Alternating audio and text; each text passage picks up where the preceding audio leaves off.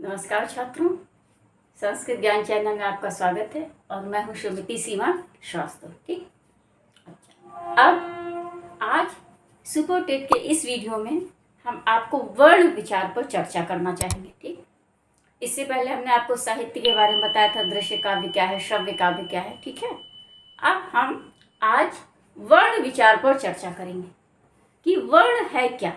ठीक, आप वर्ण क्या है, वर्ण किसे कहते हैं। ठीक है, आप जानते हैं कि किसी भी भाषा की शुरुआत उसकी वर्णमाला से होती है। हमें कोई भी भाषा सीखनी होती है तो हम सबसे पहले उसकी वर्णमाला का ज्ञान करते हैं। ठीक, तो अब वर्णमाला पर जाने से पहले हम वर्ण पर चर्चा करेंगे, विचार करेंगे कि वर्ण क्या है। ठीक है, तो वर्ण की क्या परिभाषा दी है हमारे वैयाकरण ने, क्या बोला है कि वर्ण्यते अभिव्यंजते वा लघुतमो ध्वनि। ठीक, क्या दिया, वर्ण्यते अभिव्यंजते वा लघुतमो ध्वनि। ठीक, अच्छा। अब हिंदी में क्या इसका मतलब है, तो इसका ये मतलब है, कह रहे हैं कि हमारे वैयाकरण कह रहे हैं कि वर्ण क्या है। आप सबसे पहले आप ये जानिए कि जब हम बोलते हैं तो हम क्या करते हैं, ध्वनि करते हैं, एक प्रकार की साउंड करते हैं। हम बोलते हैं तो ध्वनि करते हैं ये, और जो वर्ण है वो ध्वनि की न्यूनतम अविभाज्य इकाई ही वर्ण कहलाती है। ध्वनि की न्यूनतम अविभाज्य इकाई ही क्या कहलाती है, वर्ण कहलाती है।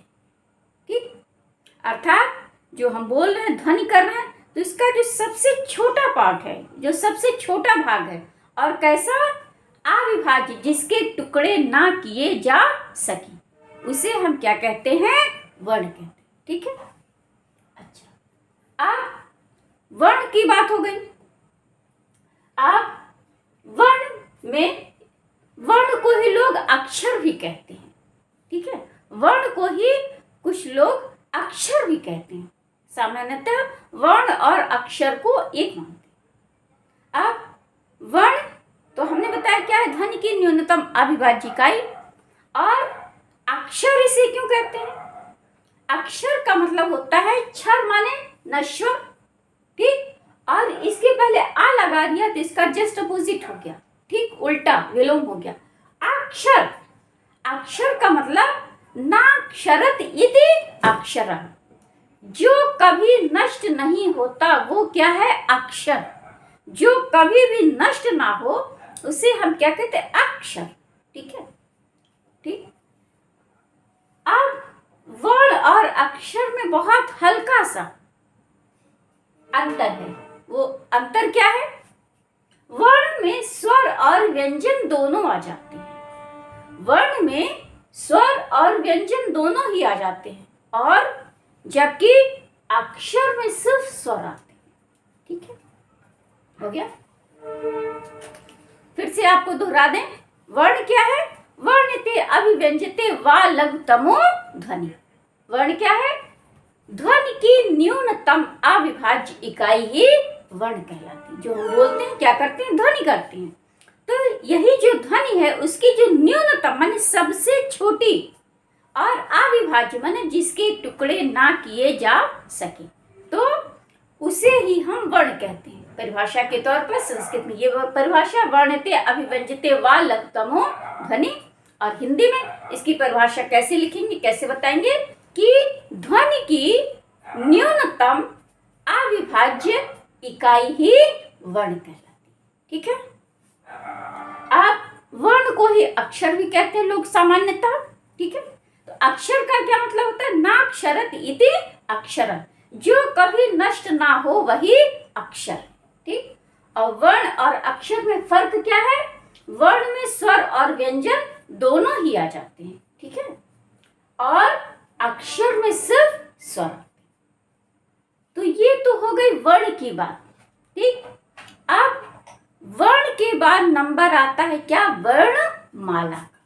वर्ण पे चर्चा हो गई, अब हम वर्ण के बाद वर्णमाला की बात करेंगे। वर्णमाला,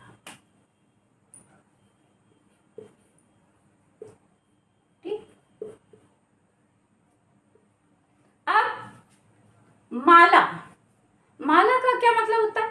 माला का मतलब होता है चेन या श्रृंखला। ठीक, माला जैसे फूलों की माला होती है तो क्या फूलों की एक श्रृंखला बना दी जाती है, और उसी को जो फूलों की जो श्रृंखला बनाई गई उसी को हम माला कह देते हैं। तो यहाँ पर माला से मतलब चेन या कड़ी या श्रृंखला से है। तो वर्णों की एक निश्चित श्रृंखला वर्णमाला कहलाती है। ठीक, और निश्चित श्रृंखला भी कैसी? वर्णों का एक निश्चित क्रम, वर्णों का एक निश्चित व्यवस्थित क्रम ही वर्णमाला है। और वो निश्चित व्यवस्थित क्रम क्या? ठीक, कौन सा क्रम?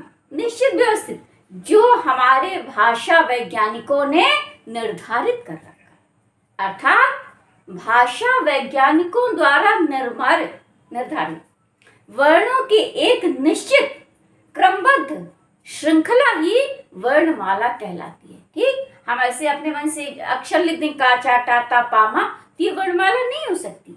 क्यों नहीं हो सकती? क्यों? ये इसको हम वर्णमाला नहीं कहेंगे। वर्णमाला क्या है? जो हमारे भाषा वैज्ञानिकों ने निर्धारित कर रखा है क्रम, जो व्यवस्था निर्धारित कर रखी है कि जैसे का के बाद खा ही आएगा, खा के बाद गा ही आएगा, गा के बाद घा ही आएगा। तो भाषा वैज्ञानिकों द्वारा निर्धारित वर्णों का एक निश्चित व्यवस्थित क्रम ही वर्णमाला कहलाता है। तो ये बात हो गई वर्णमाला की। अब संस्कृत की वर्णमाला हम आपको पहले ही बता चुके हैं, 14 महर्षि सूत्र था व्याकरण के संदर्भ में। ठीक है, अच्छा, अब जो हमारी वर्णमाला है, संस्कृत की वर्णमाला को कुल 4 भागों में बांटा गया। संस्कृत की वर्णमाला को कुल कितने भागों में बांटा गया है? 4। ठीक, कौन कौन से? पहला है क्या? स्वर। पहला क्या है? स्वर। दूसरा है व्यंजन। तीसरा क्या है? अनुस्वार।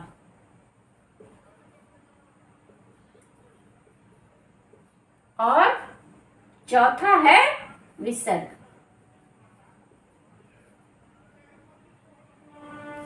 संस्कृत की वर्णमाला को कुल 4 भागों में बांटा गया है। कितने भागों में बांटा गया है? 4। आपसे प्रश्न पूछ ले कि संस्कृत वर्णमाला को बांटा गया है 4, 5, 8, 10, तो आप किस पर टिक करेंगे? 4 पर टिक करेंगे। संस्कृत की वर्णमाला को कुल 4 भागों में बांटा गया है। 4 भाग में सबसे पहला भाग कौन सा हमारा? स्वर। दूसरा क्या है? व्यंजन। तीसरा क्या है? अनुस्वार। और चौथा है विसर्ग। ठीक है, अब इस पर हम चर्चा करेंगे कि स्वर क्या है, व्यंजन क्या है, अनुस्वार क्या है और विसर्ग क्या है। ठीक है, अब स्वर क्या है? स्वर पर चर्चा करेंगे। स्वर का मतलब है स्व और र। स्व और र। स्व माने स्वतंत्र, र माने का मतलब होता है ध्वनि। स्वर क्या है? स्वतंत्र ध्वनियां हैं। ठीक, स्वर की परिभाषा क्या दी गई कि स्वयं राजन्ते इति स्वराः, अर्थात जो स्वतंत्र ध्वनियां हैं उसे ही हम स्वर कहते हैं।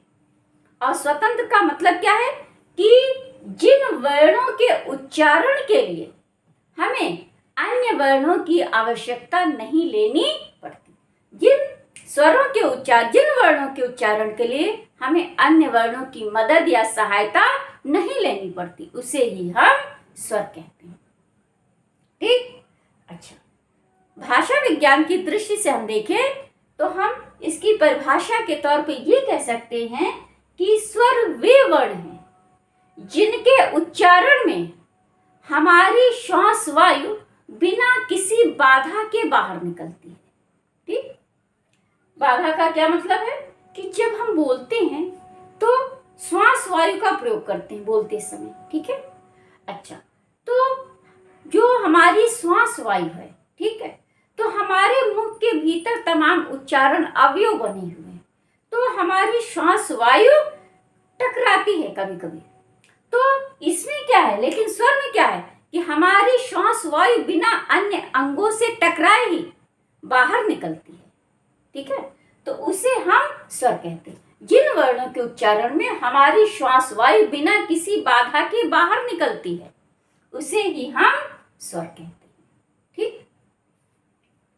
अब इसके बाद आती है बारी व्यंजन की। व्यंजन क्या है, ठीक। अभी हम पहले इसके बारे में हल्की हल्की संक्षिप्त सी आपको जानकारी दे रहे हैं आज के वीडियो में। इसके बाद हम इसके भेद और प्रभेद पर चर्चा करेंगे अगले वीडियो में, ठीक है। तो आज हम स्वर की बात बता रहे हैं कि स्वर किसे कहते हैं, स्वयं राजंती तिस्वरा। व्यंजन क्या है, ठीक है। व्यंजन है वी धन अंजन बराबर बनता है व्यंजन। व्यंजन की संधि यदि पूछे कि व्यंजन संधि का व्यंजन का विच्छेद होगा तो आप क्या विच्छेद करेंगे, वी धन अंजन बराबर व्यंजन। या पूछ ले व्यंजन में संधि है, कौन सी संधि है, यण संधि है, ई क्या या हो गया, तो व्यंजन का विच्छेद वी धन अंजन, ठीक है, और बराबर यण संधि, ठीक। अब व्यंजन क्या है, ठीक, तो जो व्यंजन है वो स्वर का जस्ट अपोजिट है, ठीक उल्टा है, विलोम है। स्वर क्या थे, स्वतंत्र ध्वनियां थी, ठीक। व्यंजन क्या है, परतंत्र ध्वनियां हैं। परतंत्र कैसे हैं, व्यंजन वर्णों के उच्चारण के लिए हमें स्वर वर्णों की मदद लेनी ही पड़ती है। हम बिना स्वरों की मदद लिए व्यंजन वर्णों का उच्चारण नहीं कर सकते। कैसे, आप जैसे हमारे व्यंजन आपको पता है स्वर है आ ई उ रीली ए ओ ऐ औ, ठीक। अब व्यंजन का है क्या है, का से लेकर क्या तक। तो अब का हमारा व्यंजन में आता है, ठीक है। तो ये व्यंजन तो है लेकिन शुद्ध व्यंजन नहीं है। कैसा व्यंजन है, स्वर मिश्रित व्यंजन, ठीक। अब कैसे, का है, हम का बोलते हैं तो का उच्चारण करते समय ह्रस्व आ इसमें से अपने आप निकलता ही है। हम लाख चाहे कि हम का में से आ निकाल कर बोल लें तो हम नहीं बोल सकते, ठीक है। हम का उच्चारण करेंगे तो इसमें ह्रस्व आ स्वयं अपने आप उच्चारित होगा, ठीक है। तो आपको पता हुई का कैसे बनता है, का धन आ बराबर का बनता है का धन आ बराबर का, ठीक। देखिए का के नीचे हमने हलंत लगा दिया है, ठीक है। तो अब हम ये हमारा शुद्ध व्यंजन है, हम इसको बोल सकते हैं, का को बोल सकते हैं लेकिन इसको नहीं बोल सकते, ठीक है। क्यों, इसको हम बोलेंगे तो इसमें स्वर निकलेगा ही। हम लाख चाहें कि का से आ निकाल कर बोल लें तो हम इसका उच्चारण नहीं कर सकते, ठीक है, ठीक है। तो आप जो हम एक प्रकार से ये भी कह सकते हैं कि शुद्ध व्यंजन का उच्चारण नहीं किया जा सकता। शुद्ध व्यंजन को हम सिर्फ लिख कर ही दर्शा सकते हैं, इसको बोल नहीं सकते। शुद्ध व्यंजन का उच्चारण जैसे पूछ ले आपसे एग्जाम में क्वेश्चन पूछ ले कि शुद्ध व्यंजन का उच्चारण किया जा सकता है हाँ या नहीं, तो आप क्या बोलेंगे, नहीं। शुद्ध व्यंजन का हम उच्चारण नहीं कर सकते।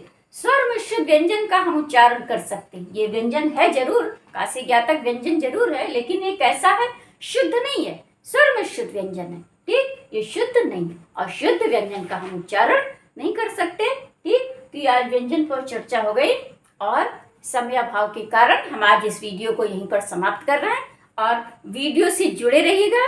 कल के वीडियो में हम आपको और भी इससे भी अधिक रोचक महत्वपूर्ण जानकारी देंगे, तो इसलिए आप हमारे वीडियो से बने रहिए, जुड़े रहिए, ठीक है।